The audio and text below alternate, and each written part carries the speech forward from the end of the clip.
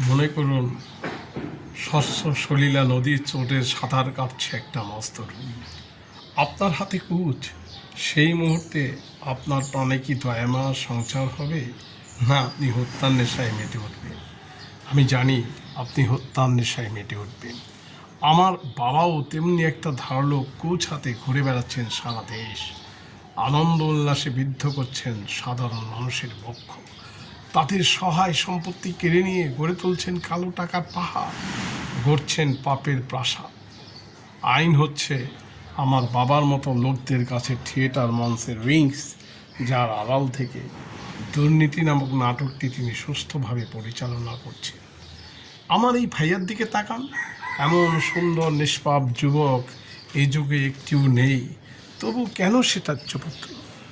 শুধু আমার বাবার অন্যায় অর্থ উপার্জনের প্রতিবাদ করেছিল বলে নয় কি?